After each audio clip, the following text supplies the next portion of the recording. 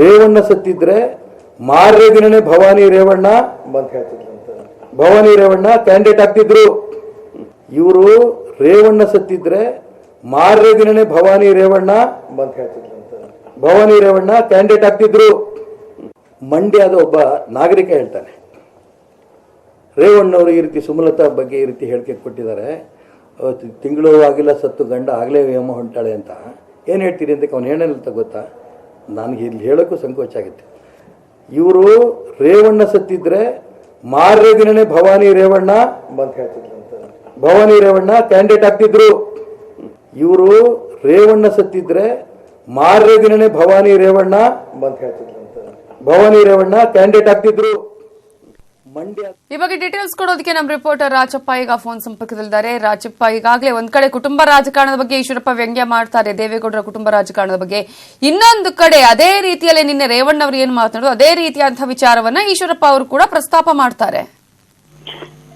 ಖಂಡಿತ ಏನಂದ್ರೆ ಇವತ್ತು ಬಾಗಲಕೋಟೆಗೆ ಏನೋ ಬಿಜೆಪಿ ಒಂದು ಏನ್ ಲೋಕಸಭಾ ಚುನಾವಣೆ ಉತ್ತರ ವಹಿಸಿಕೊಂಡಿರ್ತಕ್ಕಂಥ ಕೆ.ಎಸ್. ಈಶ್ವರಪ್ಪನವರು ಇವತ್ತು ಪಕ್ಷದ ಪ್ರಮುಖರೊಂದಿಗೆ ಮತ್ತು ಏನ್ ಎಂಎಲ್ಎಗಳೊಂದಿಗೆ ಒಂದು ಸಭೆ ನಿಟ್ಟಿನಲ್ಲಿ ಸಂಘಟನೆ ಸಭೆ ನಡೆಸಲಿಕ್ಕೆ ಇವತ್ತು ಬಾಗಲಕೋಟೆ ಬಂದಿದ್ರು. ಈ ಒಂದು ಸಂದರ್ಭದಲ್ಲಿ ಮಾಧ್ಯಮದೊಂದಿಗೆ ಮಾತನಾಡಿರ್ತಕ್ಕಂಥ ಈಶ್ವರಪ್ಪನವರು ಏನೋ ಈಗಾಗಲೇ ದೇವೇಗೌಡ ಒಂದು ಏನು ಫ್ಯಾಮಿಲಿ ಪಾಲಿಟಿಕ್ಸ್ ಬಗ್ಗೆ ಸಾಕಷ್ಟು ಒಂದ್ ಕಡೆ ಮಂಡ್ಯದಲ್ಲಿ ಏನೋ ಚರ್ಚೆಗೆ ಗ್ರಾಸವಾಗಿರ್ತದೆ.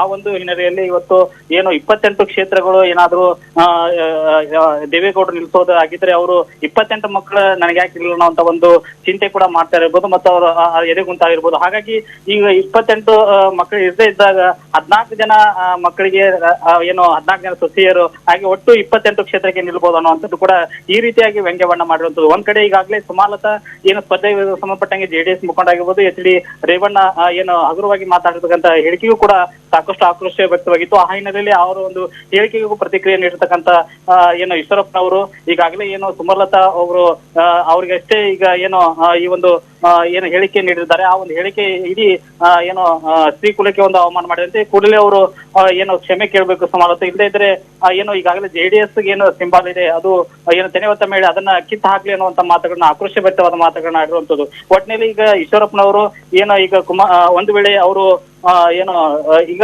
ಅವರು ಅಂಬರೀಷ್ ನಿಧನ ಹೊಂದಿ ಇನ್ನೂ 6 ತಿಂಗಳಾಗಿಲ್ಲ ಆಗ್ಲಿಗೆ ರಾಜಕೀಯಕ್ಕೆ ಏನೋ ಬರ್ತಾ ಇದ್ದಾರೆ ಅನ್ನುವಂತ ಹಗುರವಾಗಿ ಮಾತಾಡಿದ ಹೇಳಿಕೆಗೆ ಒಂದು ವೇಳೆ ರೇವಣ್ಣ ಅವರು ಸತ್ತಿದ್ರೆ ಅವ್ರ ಬಳಿಕ ಭವಾನಿ ರೇವಣ್ಣವರು ಅಭ್ಯರ್ಥಿ ಆಗ್ತಿದ್ರು ಅನ್ನುವಂಥದ್ದು ಕೂಡ ಈಗಾಗಲೇ ಹೇಳಿದ್ದಾರೆ. ಇದು ಈಗ ಕೂಡ ಏನು ಮಂಡ್ಯದಲ್ಲಿ ಒಬ್ಬ ಯುವಕನು ಮಾತನಾಡಿದ್ರು ನಾನು ನೋಡಿದ್ದೀನಿ ಅನ್ನುವಂತ ಈಶ್ವರಪ್ಪನ ಆ ಒಂದು ಹೇಳಿಕೆಯನ್ನ ಹೇಳಿರುವಂತ. ಒಟ್ಟಿನಲ್ಲಿ ಇವತ್ತು ಈಶ್ವರಪ್ಪನವರು ದೇವೇಗೌಡರ ಫ್ಯಾಮಿಲಿ ವಿರುದ್ಧ ಏನು ಆಕ್ರೋಶವಾದ ಮಾತುಗಳನ್ನು ಮತ್ತು ವಾಗ್ದಾಳಿ ನಡೆಸಿದ್ದಾರೆ. ಒಟ್ಟಿನಲ್ಲಿ ಇವತ್ತು ರಾಜ್ಯ ರಾಜಕಾರಣದಲ್ಲಿ ಏನು ಜೆಡಿಎಸ್ ಆಗಿರ್ಬೋದು ಮತ್ತು ದೇವೇಗೌಡ ಫ್ಯಾಮಿಲಿ ಅವರು ಯಾವ ರೀತಿಯಾಗಿ ರಾಜಕೀಯ ಮಾಡ್ತಾ ಇದ್ದಾರೆ ಅನ್ನುವಂಥದ್ದನ್ನ ಸ್ಪಷ್ಟವಾಗಿ ತಮ್ಮ ಮಾತುಗಳ ಮೂಲಕ ವ್ಯಂಗ್ಯವನ್ನ ಆಡಿದ್ದಾರೆ ಅಂತ ಹೇಳ್ಬೋದು. ನವಿತಾ, ಥ್ಯಾಂಕ್ ಯು ರಾಜಪ್ಪ ಡೀಟೇಲ್ಸ್ಗೆ. 28 ಕ್ಷೇತ್ರದಲ್ಲಿ 28 ನನ್ನ ಮಕ್ಕಳಿಲ್ಲ ಅಂತ ಪಾಪ ದೇವೇಗೌಡರಿಗೆ ದುಃಖ ಇರ್ಬೋದು. 28 ಮಕ್ಕಳು ಅಕಸ್ಮಾತ್ ದೇವೇಗೌಡರು ಇದ್ದಿದ್ರೆ 28 ಕ್ಷೇತ್ರಕ್ಕೆ ಒಬ್ಬೊಬ್ಬ ಮಗನ್ನ MP ಕ್ಯಾಂಡಿಡೇಟ್ ಮಾಡಿದ್ರು. ಪಾಪ 28 ಇಲ್ಲ, 14 ಜನರಾಗಿದ್ರೆ ಮಕ್ಕಳು 14 ಸೊಸೆಯರ ಸಿಗೋದು ಎಲ್ಲರೂ 28 ಗುರುವಾರ ಇಟ್ಟು ದೇವೇಗೌಡರು ಎಷ್ಟು ಮಕ್ಕಳು ನನಗೆ ಗೊತ್ತಿಲ್ಲ, ನಾನು ಟೀಕೆ ಮಾಡ್ತಿಲ್ಲ, ನಾನು ಇರೋ ಪ್ರಾಕ್ಟಿಕ್. ಮಂಡ್ಯದ ಒಬ್ಬ ನಾಗರಿಕ ಹೇಳ್ತಾನೆ, ರೇವಣ್ಣವರು ಈ ರೀತಿ ಸುಮಲತಾ ಬಗ್ಗೆ ಈ ರೀತಿ ಹೇಳಿಕೆ ಕೊಟ್ಟಿದ್ದಾರೆ, ತಿಂಗಳು ಆಗಿಲ್ಲ ಸತ್ತು ಗಂಡ ಆಗಲೇ ವ್ಯಾಮ ಹೊಂಟಾಳೆ ಅಂತ. ಏನು ಹೇಳ್ತೀರಿ ಅಂತ ಅವನು ಏನೇನಂತ ಗೊತ್ತಾ? ನನಗೆ ಇಲ್ಲಿ ಹೇಳೋಕ್ಕೂ ಸಂಕೋಚ ಆಗುತ್ತೆ. ಇವರು ರೇವಣ್ಣ ಸತ್ತಿದ್ರೆ ಮಾರನೇ ದಿನನೇ ಭವಾನಿ ರೇವಣ್ಣ